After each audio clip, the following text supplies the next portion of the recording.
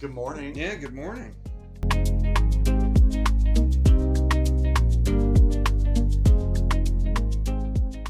Well, today we're talking about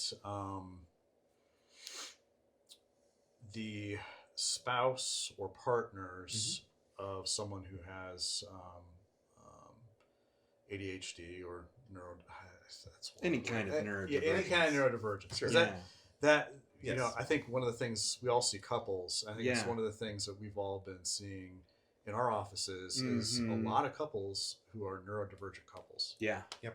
It's I don't know if we're just becoming more aware of that as a whole, as a profession, Mm-hmm. or maybe people are seeking help more, because it's being more normalized. Mm-hmm. I don't know what it is, but Nate, I know you brought a book that you wanted to talk about today. I And brought my go-to book. It's specifically aimed at ADHD, but it also very much applies to things like CPTSD as well. So that's complex post-traumatic stress disorder.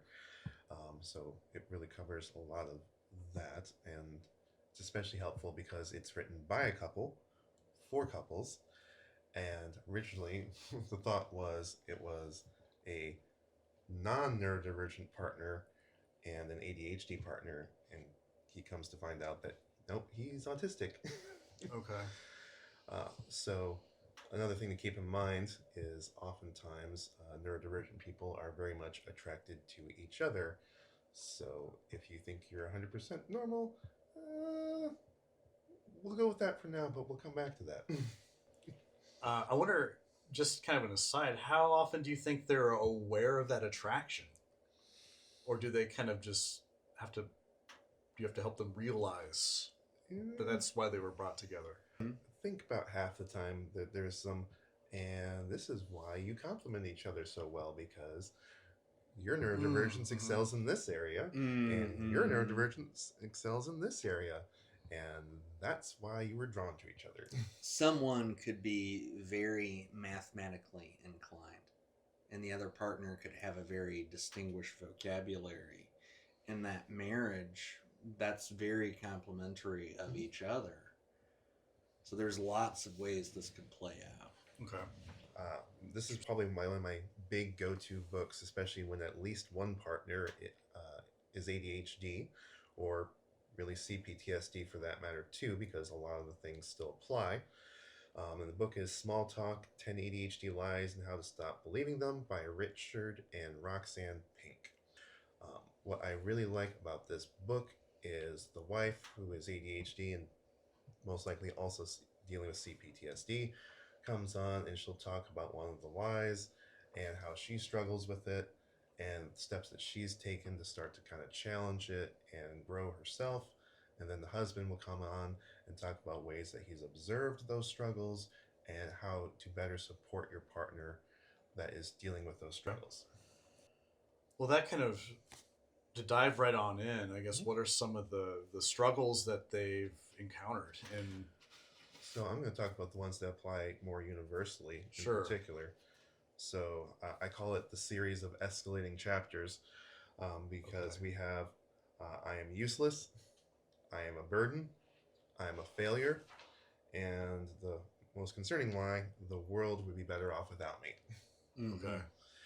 And like I said, it's like a concerning progression, really, because you start out with, oh, I'm not any good, to I'm Right. actively hindering others, to I'm a failure at life, to other people would be better off without me.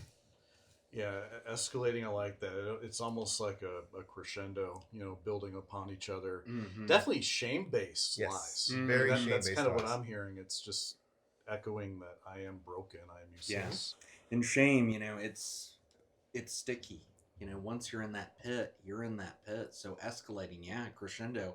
I love those. Those fit it like a glove. The crux of it, though, is okay, how do I start to break these shame based messages of feeling, useless or a burden or like a failure? And a lot of it is kind of reframing things and realizing, okay, instead of trying to push yourself to do things that you're never going to be good at, how do you then redirect this energy into an outlet that you actually do excel at?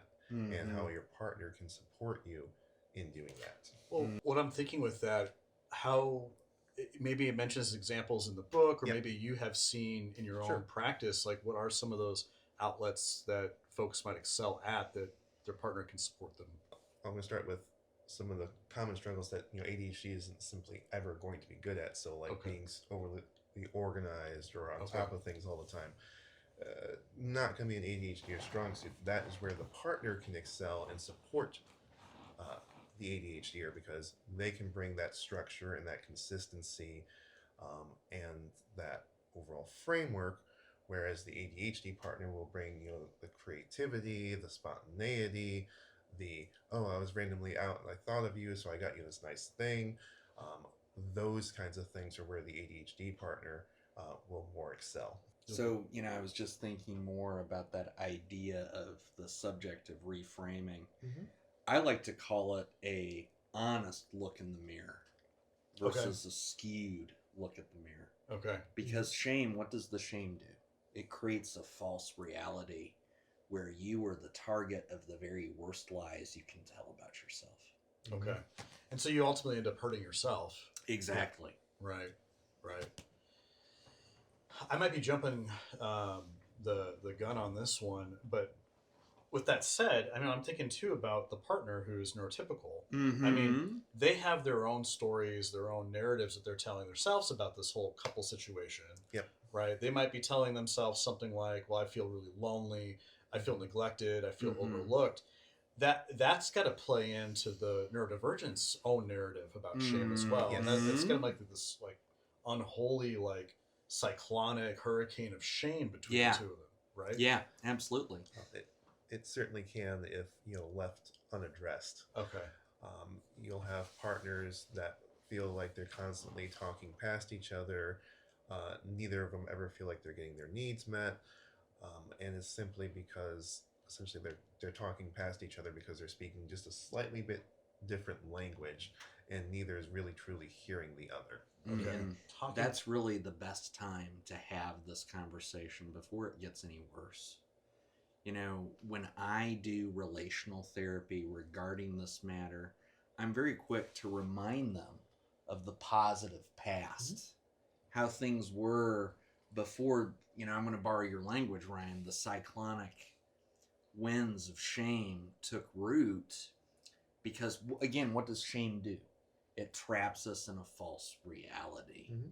And reframing is such a necessary thing. It is a total necessity, because it's like, hey, don't believe these lies. These are fixable problems. These are areas where we just essentially need to do some rewiring. We need to build new neural networks. That's what we've got to do.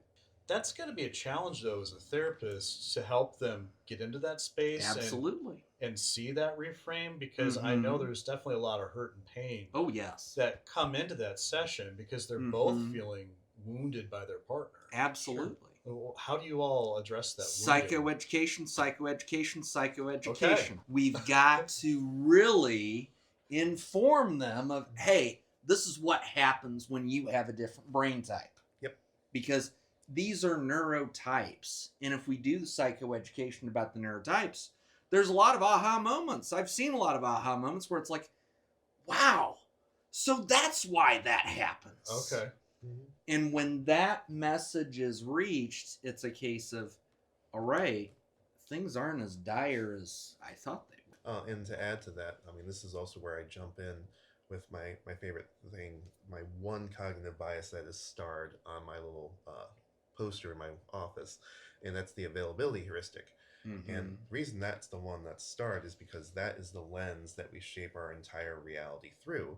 And I explain to couples, that lens is skewed by your current emotional state, your past associations, things like rejection sensitive dysphoria, and all of that is directly influenced by that lens. While you can't change the stuff and things, you can change the lens that you're seeing everything through. Well, for our audience, can you define the availability heuristic in case they don't know what it is? So the availability heuristic is just a really fancy way of saying you focus on what comes to mind most easily. Okay. And when you're upset, things that are irritable come to mind most easily.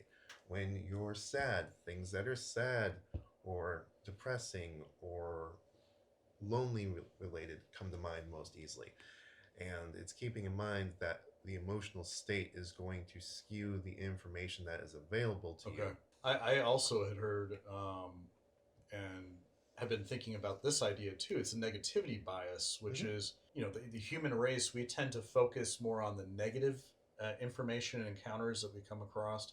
And it's not because we choose to do that per se or we're like pessimistic, but it's out of a survival. Yeah, it's So to hear that, Yeah. and to put the negativity bias up against the availability heuristic, it's almost like these couples are fighting against their own human nature out of survival and threat protection, and it's not necessarily that they dislike each other; it's they're trying to survive in a way. Maybe Yeah. I don't know. I don't know. And what I tell people is a lot of these defense mechanisms start out with a good purpose, like that kept you alive, that got you Exactly. out of tough situations.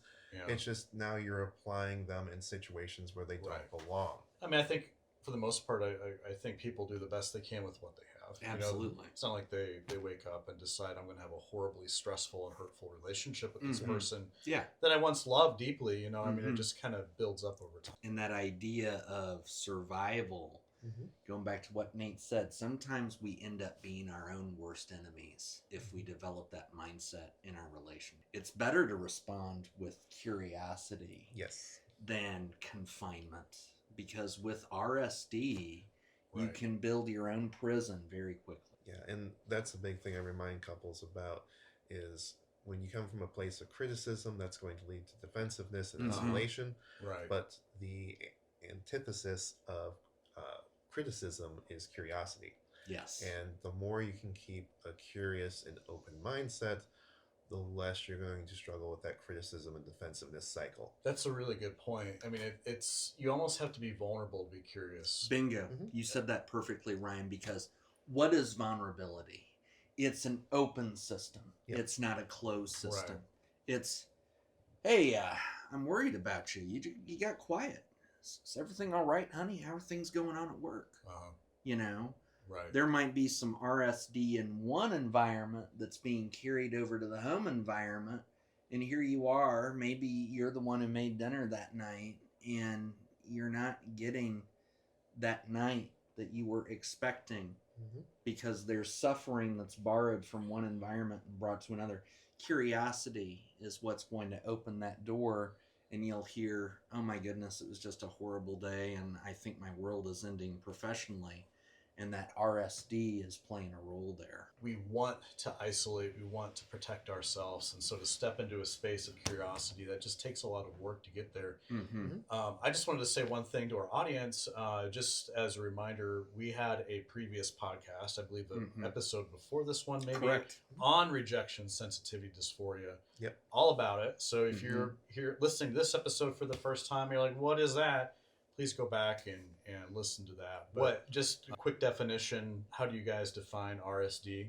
It is an intense, feeling of being criticized or judged, and it doesn't have to necessarily be based on current present reality. It is just, once again, that availability heuristic is kicking in, and it's close enough to this other time that I was judged or criticized, so therefore if anything is ambiguous, it will be taken as such. It's a thing that develops over time, Mhm. and as Alex Partridge says, Mhm. that folks who have ADHD or neurodivergent, they tend to hear negative messaging like 20,000 more. more times Mhm. Yeah. by the age of 12. Yeah, that is Mhm. just such a shocking stat, but it unfortunately makes sense. It makes a lot of sense. Mhm. Okay, so we have these couples, at least one or both are neurodivergent. They're both getting into this relationship with all these things, these life experiences. They show up in your office. They're getting psychoeducation. Brandon, you said psychoeducation really helps. Oh, it does. Mhm. Frequently, it starts a conversation that's never been had before. Yep. Some point. folks have no real clue Yeah, about how they may have a different brain type. yeah, They might joke, "Oh, I'm I'm a little ADHD or I'm a little OCD, but they may not know the truth about themselves. Right. And that's why psychoeducation is super. So how do you coach them? How do you both instruct them to talk to each other? It goes back to that idea of curiosity that Okay, we yeah, talked we just about. talked about that. But I'm going to sprinkle in a little bit of John and Julie Gottman. Sure. Okay, The Yep. positive perspective Yep. Right. matters a lot. right. Turning towards each other instead of away. And again, going back to the basics. Mm-hmm. Listen to understand. Yes. Not listen to criticize. Not listen to keep score or anything. You did this, you didn't do that. Be yourself, but be the best form of yourself you can be. The other one is because it's not even sometimes listening to judge or criticize. It's listening while letting go of your agenda. I think That's beautiful. Gottman brings up the concept of shelving your agenda. Mm-hmm. So you're coming in and you have a point to get across, and you see your partner's just really not doing well today. Mm-hmm. It's then setting that agenda aside and being like, okay, whoa, what's going on here? How can I help? And what do you mean by agenda is the sense of rebuttals and Mhm. defensiveness, and I've got to like defend what I want, what I think I need, or this person's against me. This you know, is and I've my got to prove them wrong. manifesto, Okay. and I'm going to achieve it. Okay. I'm no stranger to Okay. legislative agendas. Okay. And, Okay. again, you've guess got we to have table to. that. You've got to table that. Yeah. You've got to go in with an open mind. That's hard to do, y'all. Oh, it is. It is. I see a lot of relationships in because it's hard to gear out of that. Like, Mhm. I have got to protect myself. I've got to make them understand. I've got to defend Exactly. myself. Yep. They don't have a vote. I do. Yeah. And that Yeah. is the deathbed Yeah. of relationships. Because the more you try to push that, make them understand, Mm-hmm. the more you're going to end up pushing your partner away. Mm-hmm. So when I'm thinking about connecting, I think emotionally, the more you're able to communicate effectively with understanding, the more emotionally connected you're going to feel because you're going to feel understood, Yes. Yep. right? And I'm going to dovetail into what Nate and I discussed in a consultation about a month ago. Okay. Reassurance goes a long Yes. way. Okay. So far. Reassurance goes a long way. It's hand in hand with curiosity. When someone makes a mistake, Mhm. and it's a mistake that's just a mistake, it's not this. Right now, there's a lot of noise about the subject called weaponized incompetence. Mm, Yeah. And yeah. I've seen that permeate in some spaces, and I'm not a fan of that message because it destroys the idea of what's good faith in a relationship. It does. Yeah. If we constantly think people are conspiring against us in our own romantic relationship, that's a huge problem. That's going to do some damage. I've heard that term used before, and I'm almost curious to hear more about that. Mm-hmm. And Nate, did you have any thoughts on that? 'Cause Yeah, I have many strong opinions on that one, and I do think a lot of neurodivergent people catch a lot of collateral damage from that notion, because the notion of weaponized incompetence was really aimed at people that can and are able to do better and are Okay. neurotypical, Okay. and they're just choosing not to, is Mhm. what weaponized incompetence is aimed at. Okay. But you try to apply that same process to a ADHD or an autistic person, where their capacity and ability to do things varies wildly from day to day. That's just not fair to them, because okay, you did it 2 weeks ago, doesn't mean they have the capacity to do it today. Exactly. That makes a lot of sense to me, because that's exactly how I've heard it defined. Like, I'm purposely being incompetent because there's a power dynamic there, or Mhm. there's there's something, a secondary gain that I'm getting out of just being, quote, lazy, unquote. Mm-hmm. But that does make a lot more sense from the neurodivergent standpoint, that just neurologically processing capacity, bandwidth, Yep. just trying to manage all of the rabbit holes and the squirrel trails in the brain can feel very overwhelming. It comes off as that somatic, that body's shutting down, Yep. overload, overstress, overstimulation. That is not weaponized incompetence, but it could be interpreted as that makes more sense to me. And unfortunately, often Yeah. is, because Yeah. that notion has pervaded the popular narrative for so long now, Right. and it's just like, oh, Right. well, that's what it is. And what I tell people instead is, instead of focusing on the motivation, which you're never going to fully 100% know for sure. Like if something is a boundary violation, by all means point out, hey, I feel like I'm pulling all the weight right now. What's going on? That's okay to have that conversation. It's okay to say, I'm concerned that I'm having to, take on more things and do more things. I'm really worried and wondering what the heck's going on, as opposed to this notion of just jumping down to, well, you're slacking and now I have to pull all your dead weight. Let me shift gears. Something just popped in my brain. We're kind of funneling into this in my mind. Mm-hmm. What and how would you approach a neurodivergent individual who is so um, ingrained and bought into the shame messaging that they're struggling with seeing any difference between their authentic self, their gifts, right? They can't even see that, but they are so ingrained with the negative messaging over the years that I am such a screw up Mhm. that any sort of misstep Yep. is interpreted as a catastrophic failure. I mean, do you see that often with your folks? I mean, and what do you do with that? Because that most definitely plays in to Yes. the couple dynamic. It does. Because the neurotypical partner would probably be very frustrated with their neurodivergent partner. It's like it doesn't know, they're always kind of just stuck. It's like there's no movement, there's inertia all the time, right? Yeah. And I mean, this is where we do a lot of self-esteem work and just Okay. start pointing out, the little successes. And what I actually have my neurodivergent individuals do when they really are struggling with that, or especially if they're struggling out with like burnout recovery in particular, Okay. because that's where a lot of that will kind of come to a head because they don't have the energy and capacity to do all the things that are productive and they feel like a complete failure. So I'm like, okay, however small, start identifying things that you did accomplish Okay. and just keep a running tally of just little things that you did accomplish to kind of start giving you a running list of evidence. And the more tangible the thing is, the better. Okay. Because if you're doing, oh, I made 5% progress on this big research project, that doesn't feel very tangible. Right. That doesn't feel like you actually accomplished anything. Right. Whereas, even in the same situation, well, I typed out a whole page of this research paper. Great. You can look and you can see, yes, I completed a whole page. That part is done. I mean, as the therapist in the room, Mhm. it can sometimes feel like you're going to war with that inner negative dialogue. Oh, you are. This is why that my approach to this is two pronged. It's solution focused. I'll have them do a worksheet called 3 Good People.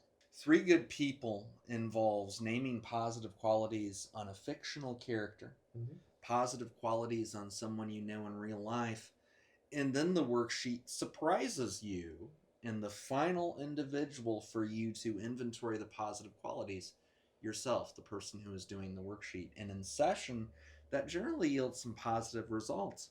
Now, the other prong of my approach is EMDR advanced resourcing.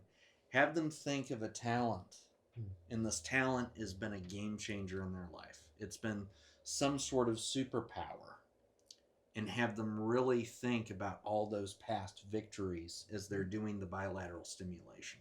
EMDR, of course, is another type of therapy that we could have a whole conversation on that. For our Absolutely. audience. So we'll just put a pin in that one for our audience and Mhm. tell them to go look that one up on their own. And I mean, part of the reason why I really love this book and I use it so much is because it really kind of hammers home how to start addressing the shame messaging. Mhm. So, like the other big one, and the one that kind of spawned the concept of RSD and addressing it, is this chapter on Everyone Secretly Hates Me. Mm-hmm. And one of the things that they came up with is this little acronym called NICE. So notice, when you feel triggered by internal or external perceived rejection, uh, recognizing, what it is. Hey, the RSD has been set off, and that gives you that sense of understanding and a little bit of control back. And then inhale, or do something to regulate. RSD is emotionally overwhelming, and we don't want to act when we're, really ramped up. So it's doing something to bring yourself back down. And then they add this extra step of comfort. So, like, be kind to yourself, do something nice for yourself. Really take yourself out of that negative mindset into a more neutral or positive one. Okay. And then, and only then, do you re engage cognitively with whatever it was that set you off. Okay. That to me sounds a lot like basic sort of neurological self-soothing, Yes, and that you would have anybody do who is a trauma survivor. Period. for sure. Really. Yeah. For sure. Yeah. That's sounds interesting. Yes, I like it because it's very similar to a technique that I learned at my last job called the stop technique. And it's, stop, don't react immediately, take a breath, observe, pull back, practice what works. So stop with two P's.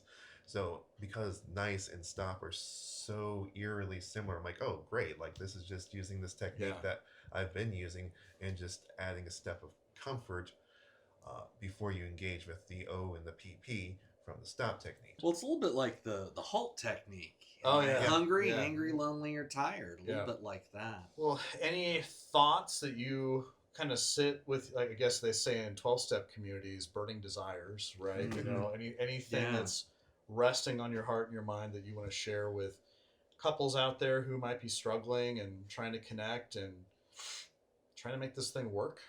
A big thing I point out to couples that is kind of a hard realization at first, but ultimately a good thing, is realizing that a lot of what drew you most to your partner is on the flip side the same things that kind of drive you crazy about your partner. Okay.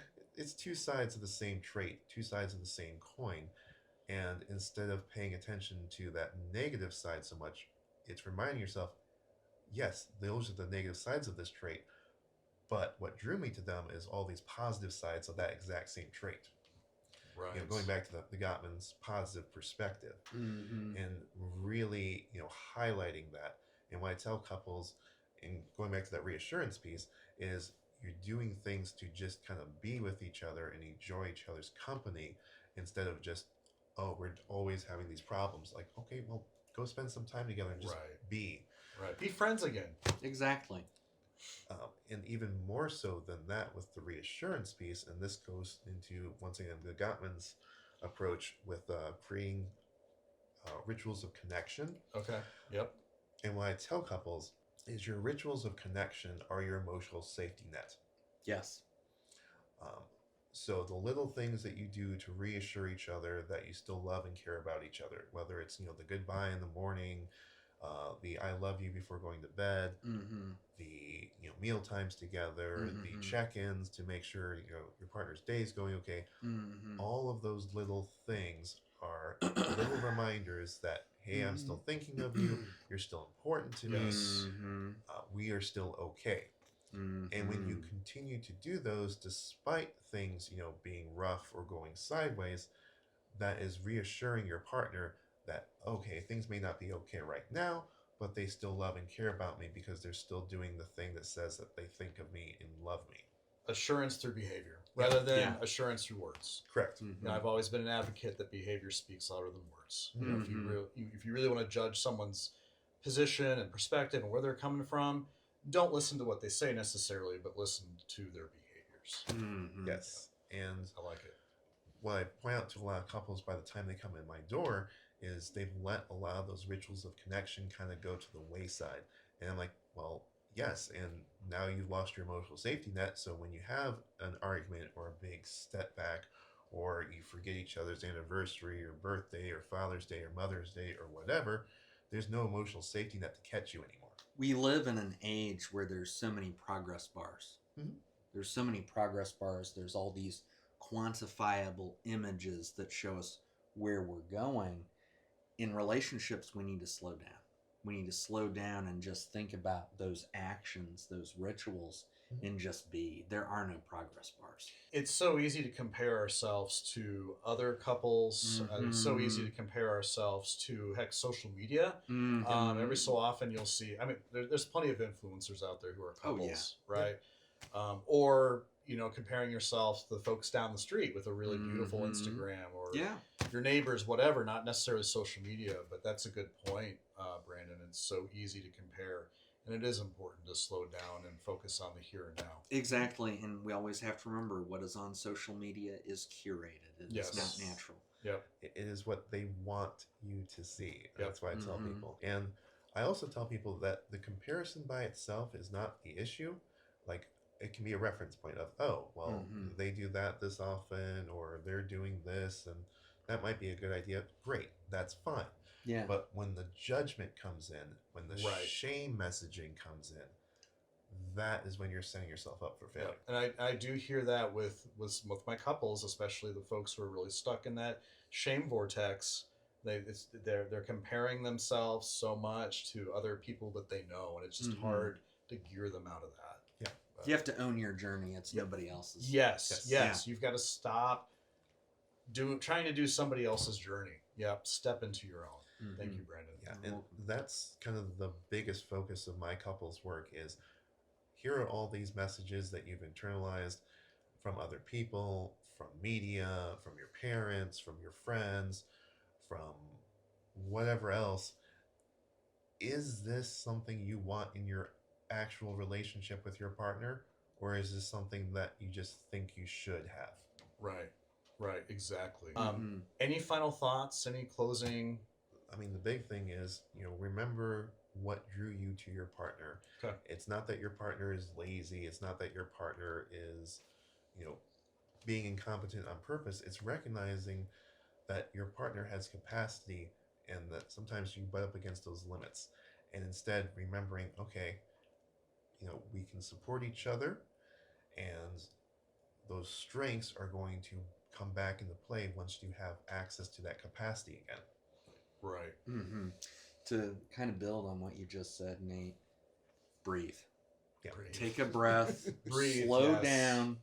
Yeah. And in all fairness to each other, remember why you got together. Yep. Mhm.